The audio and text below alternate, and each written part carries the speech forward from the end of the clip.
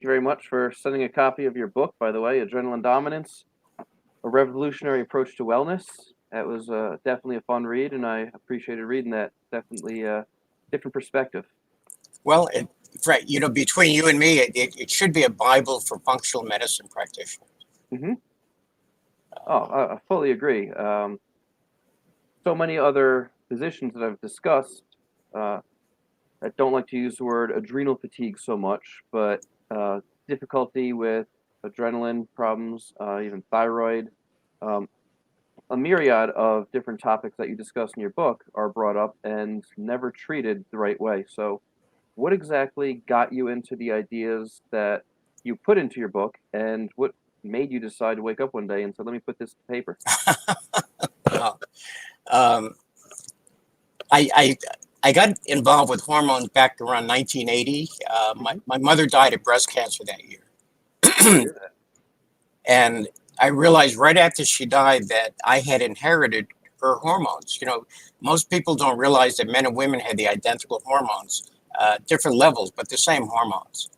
And because she died of breast cancer, I assumed that she was estrogen dominant and very little progesterone. And the other thing, she had a large waist. And she was thin everywhere else, and so I knew that she was overproducing insulin. Mm-hmm. And I know for myself that when I used to drive, I used to fall asleep.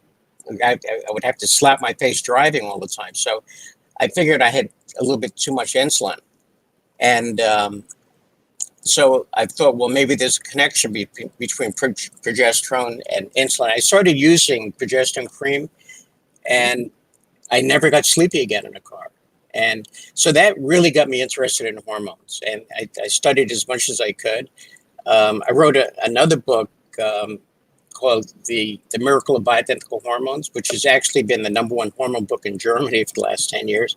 But and then, but because I was involved with hormones and and and I didn't deal with insurance companies, each of my patients, I used to sit down and talk to them for about 2 hours. And when you sit down and talk to patients, you learn about how the body operates. And that's when I realized that they all had something in common, and they had a lot of symptoms related to excess adrenaline. So So that's how I got involved with it. fascinating.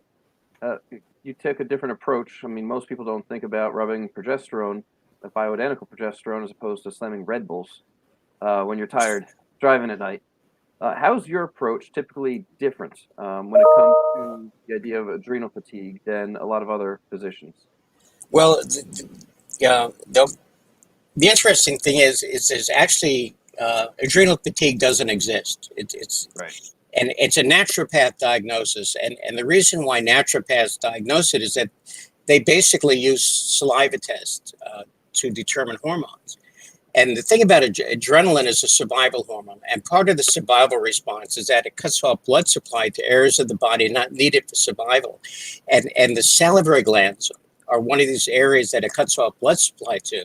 So because the hormones don't get into the saliva, when there's a lot of adrenaline, you get a low cortisol level. And based on the low cortisol level in the saliva, that's how they diagnose adrenal fatigue. If they did a blood test, they would find that the cortisol level was actually high.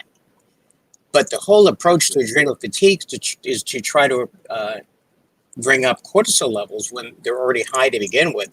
And cortisol is not a happy hormone. Not only does it cause weight gain and osteoporosis, but it also, impairs the immune system. And this is not a good time to have an impaired immune system. No, I mean, typically right now, especially throughout time, those with impaired immune systems are suffering a lot more. But even when there is no pandemic moving around, what are some conditions typically caused by excess adrenaline? Well, the first thing people will notice, they'll have trouble sleeping at night. May have trouble falling asleep. They'll have trouble staying asleep. They might grind their teeth, toss and turn, restless leg syndrome. Some people get up at night to urinate. This is all excess adrenaline. And but the other conditions, ADHD is excess adrenaline is the only cause of ADHD.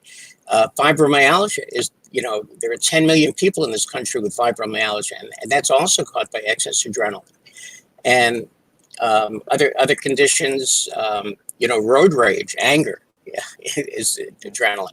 Bedwetting in children is only caused by excess adrenaline. Irritable bowel syndrome, tinnitus, PTSD, PMDD is caused by excess adrenaline. It goes on and on.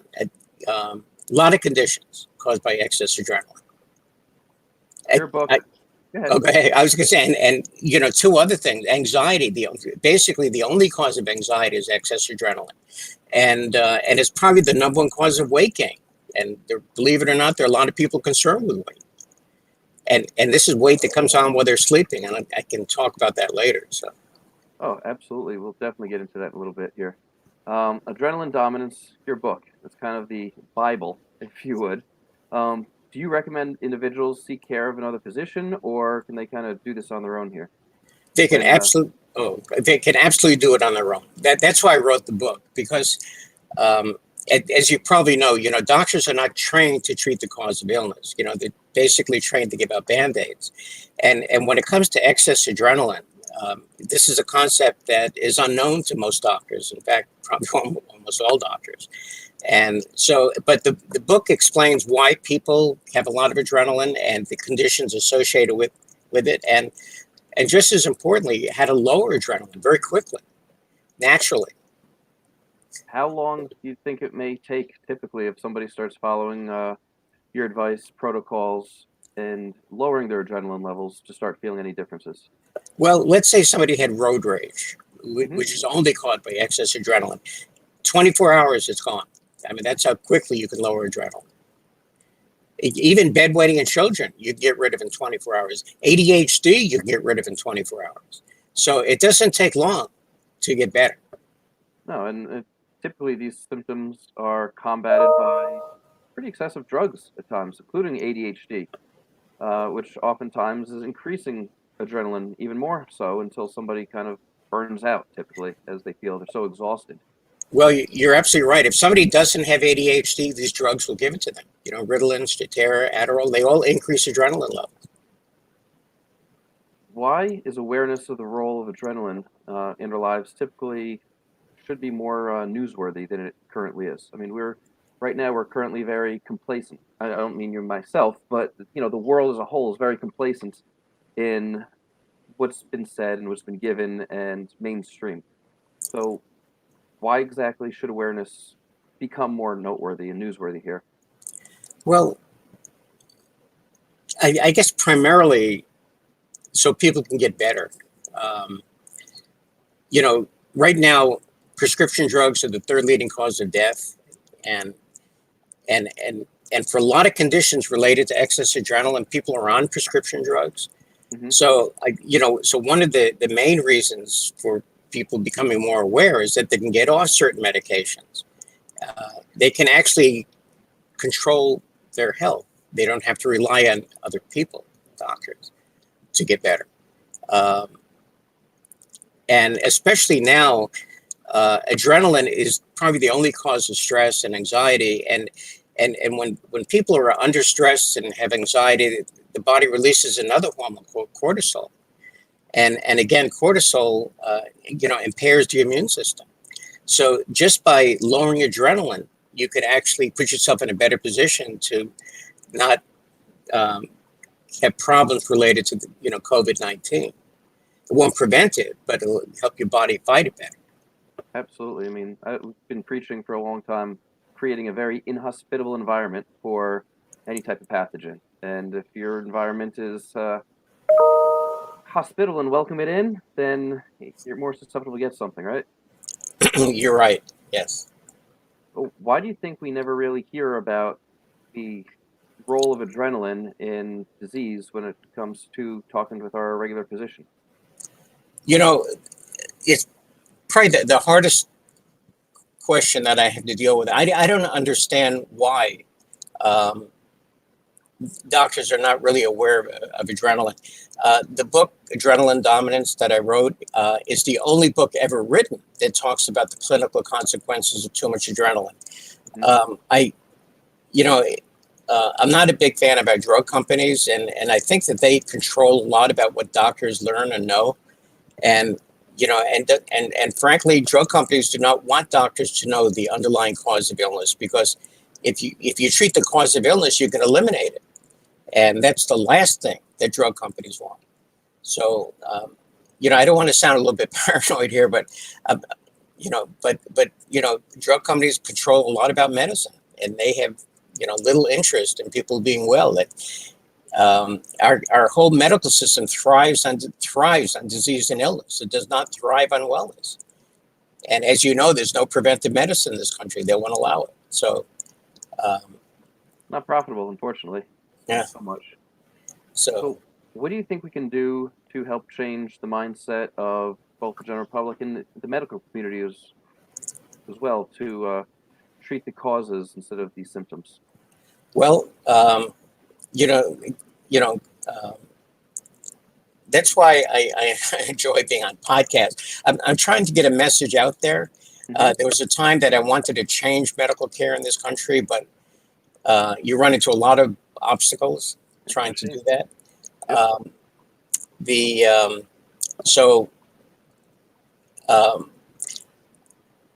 I even approached, believe it or not, functional medicine schools about adrenaline. They had no interest. So I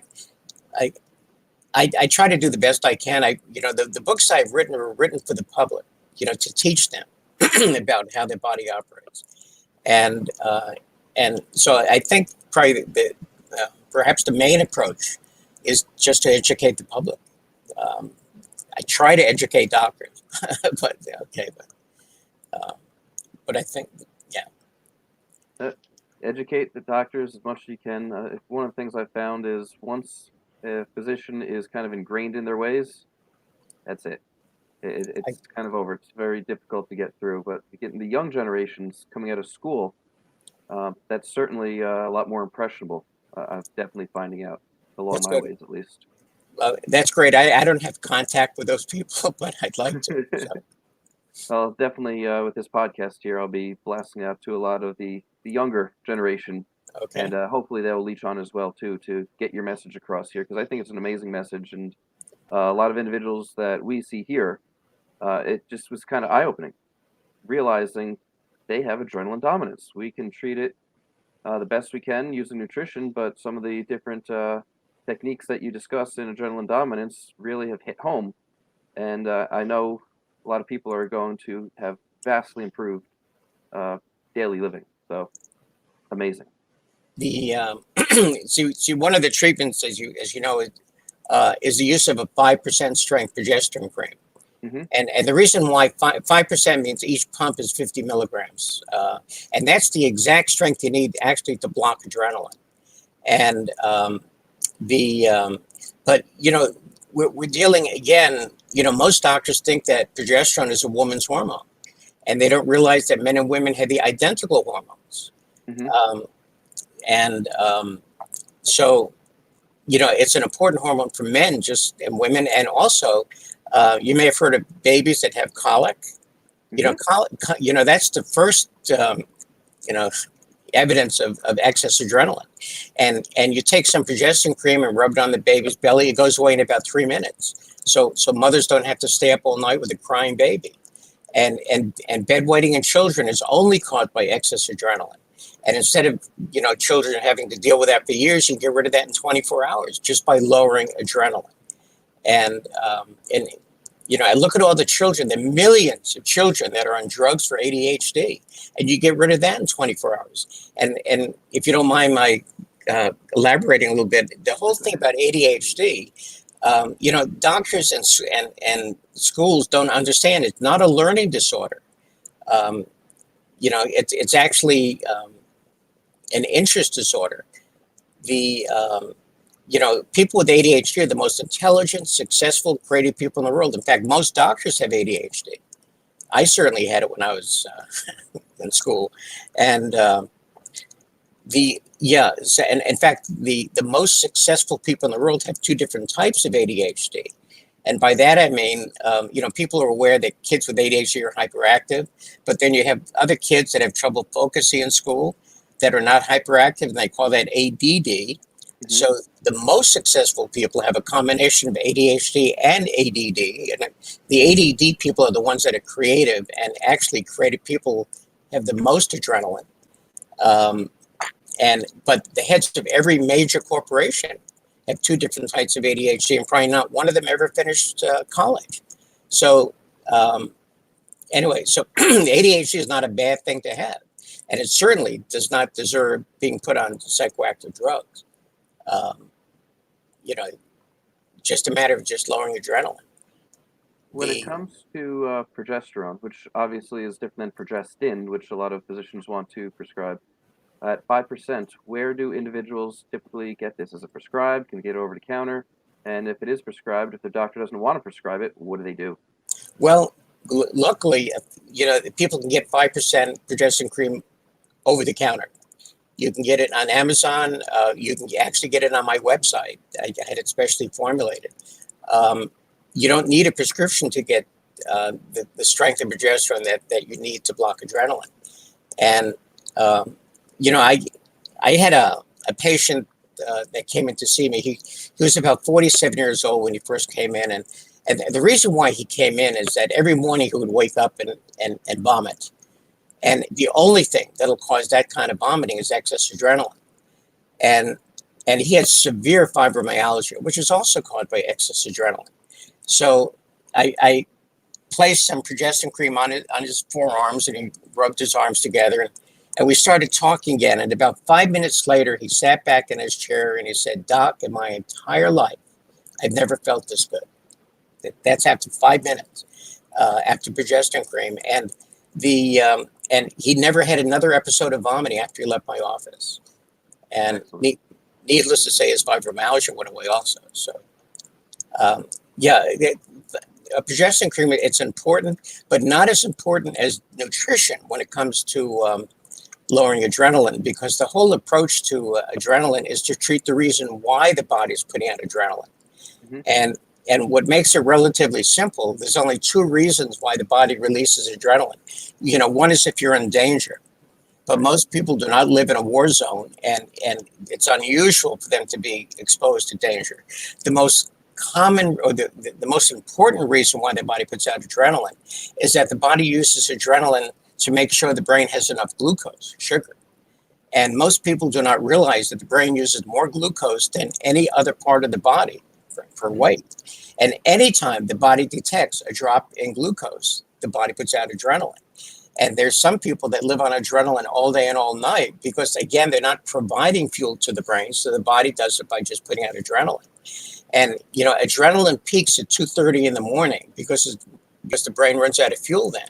And a lot of people get up at that time to urinate because adrenaline gives people that urge to urinate, even during the day when people have to go and, and run to the bathroom. That's adrenaline. And some women lose urine on the way to the toilet, and they call that urgency incontinence. And some women are getting Botox injections in the bladder to treat this, which means for the next 3 months, they're going to have to catheterize themselves every time they want to urinate. But you can get rid of the urgency in 24 hours. It's just a matter of treating the cause. So the brain uses two different fuels. And one of them is glucose. And the best source of glucose for the brain comes from vegetables. Mm-hmm. And the reason for that is that vegetables do convert into glucose, but they don't stimulate a lot of insulin. So they're low glycemic. Candy and soda are great sources of glucose, but they stimulate a lot of insulin, which lowers sugar and defeats the purpose. And then the other fuel the brain needs are ketones. And, some people go on a ketogenic diet, which I don't recommend because it's a hard diet to master. You can get that from coconut oil and MCT oil. Mm-hmm. And so these are, so the vegetables, the MCT oil, coconut oil, and progesterone cream, you don't need to go to a doctor to get started on getting better. Do you find individuals that are on a ketogenic diet or a lifestyle may have higher levels of adrenaline because of lack of glucose, or do you think it kind of is a wash in that case because they are running off of fuel? It's a very interesting point you bring up. again, the ketogenic diet does provide part of the fuel that the brain needs, but again, the main thing that the body's interested is making sure the brain has glucose. So people even on a ketogenic diet may still have problems with adrenaline. And then you have people that do a lot of exercise, and people have to understand that muscles burn glucose just like the brain burns glucose. And so very often people that do a lot of exercise actually still gain weight because they're gaining weight while they're sleeping, because that's when adrenaline peaks. Mm-hmm.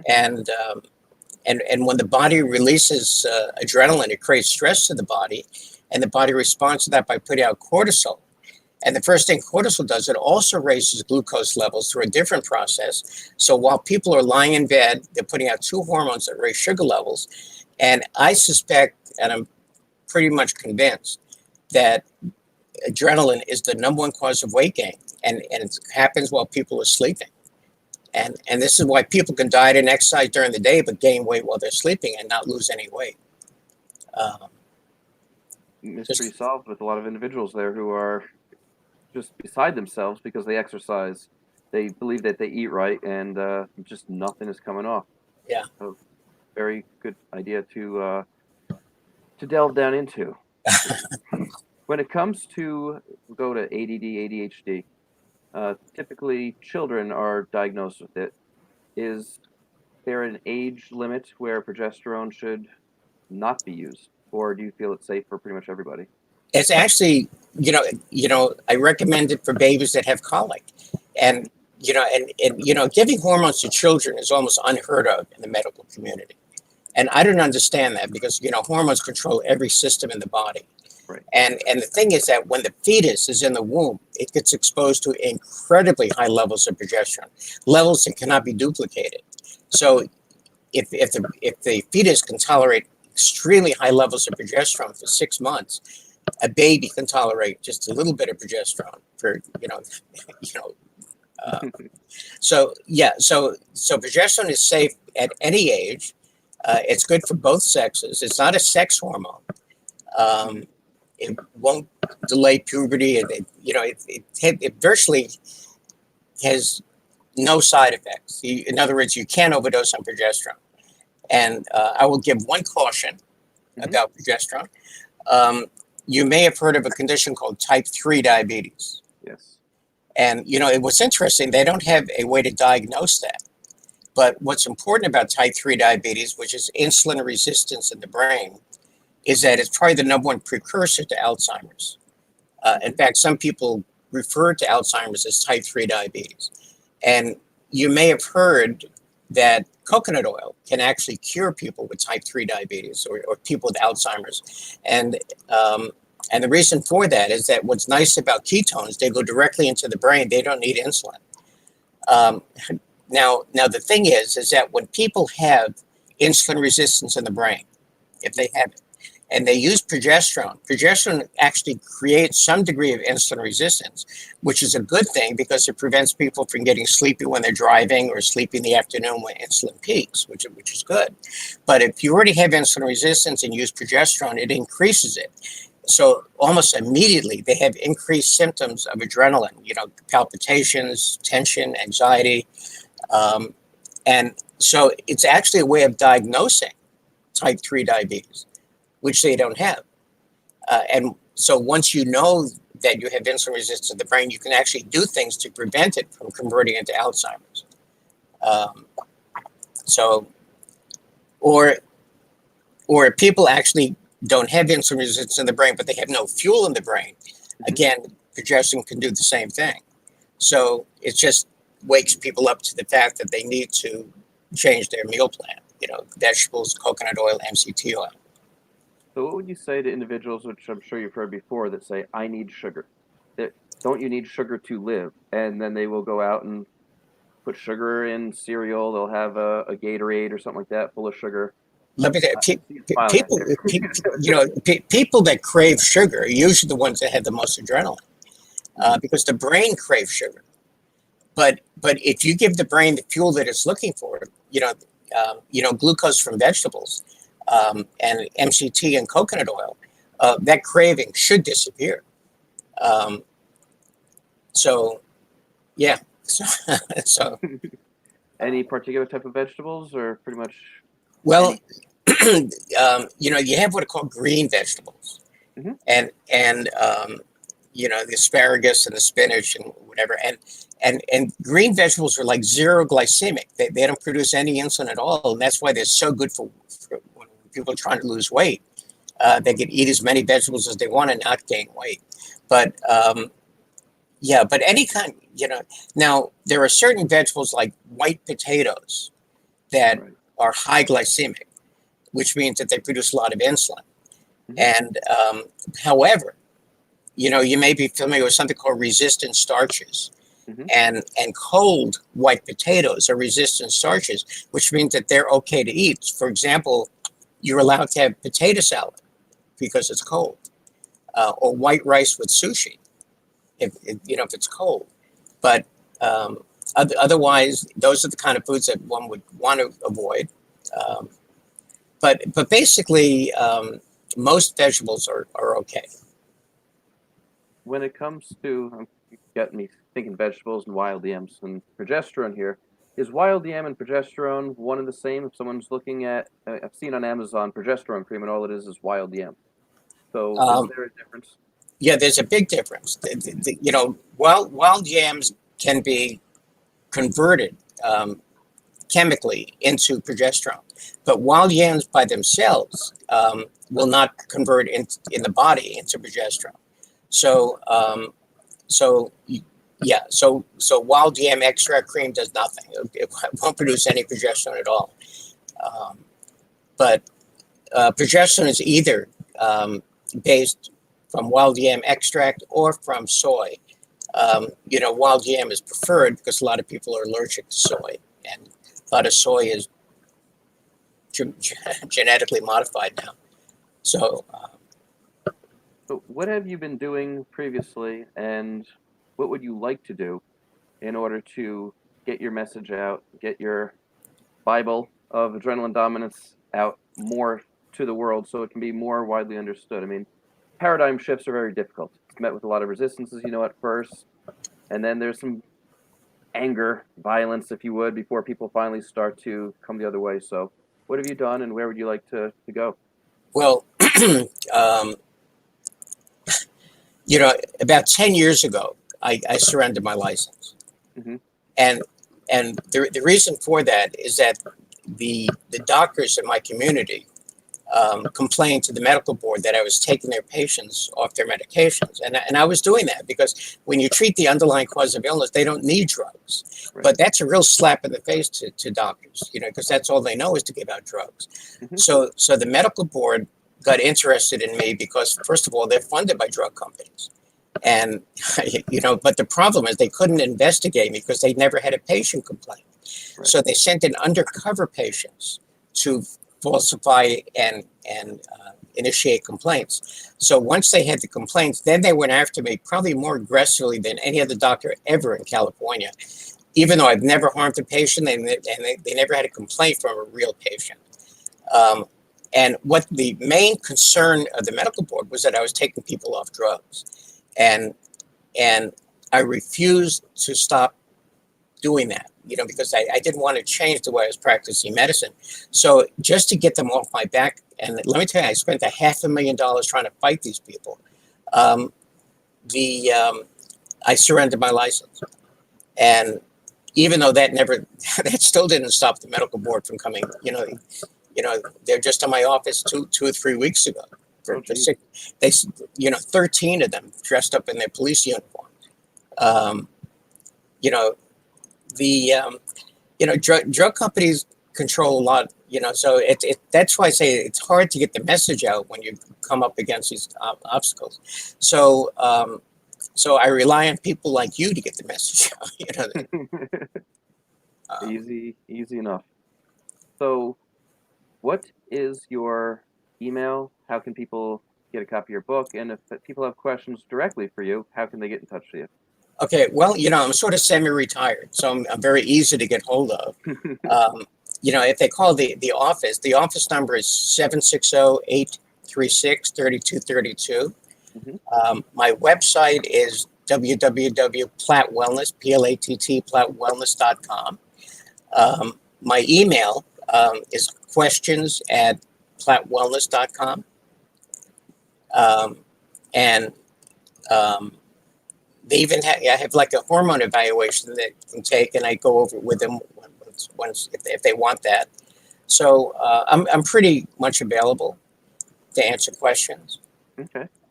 Medicine has always been a passion for me, and getting people well, it's very rewarding, and unfortunately, doctors don't see it very often. Um, you know, you know, there are questions that doctors should have. They should be asking, why is it that some women vomit throughout their entire pregnancy? Hmm. And and actually, you only see that in creative type women. And again, because creative people have the most adrenaline. And but once you know that it's adrenaline, you can fix it.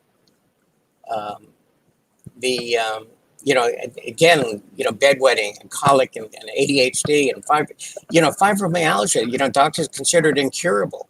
And I tell people with fibromyalgia that if they're going to have chronic pain, it's the best thing they can have because it's the easiest pain condition to eliminate. Hmm. So it shouldn't be like this. That people have to read a book to try to get better. These are things that doctors should realize. Um, it changes your whole way of approaching medicine when you can sit down and get people well instead of just writing out a prescription, which is just a Band-Aid. Right. You know, I don't want to sound like I'm on a soapbox here, but I enjoy, like I say, medicine is a passion for me, and I enjoy it. So If you've got a passion, I always say to our listeners and everybody I come across, follow your passion, because you'll never work a day in your life. You'll always love what you're doing, and you're probably going to be pretty darn good at what you do if you're following your passion. So I thank you very much for following your passion, Dr. Platt. but And you've definitely made a difference in my life with your book, Adrenaline Dominance. okay, well, And we'll definitely blasting this out and utilizing it with those around us as well. So okay. I certainly appreciate you being with us here on this afternoon. It's certainly been my pleasure. Excellent. Thank you very much.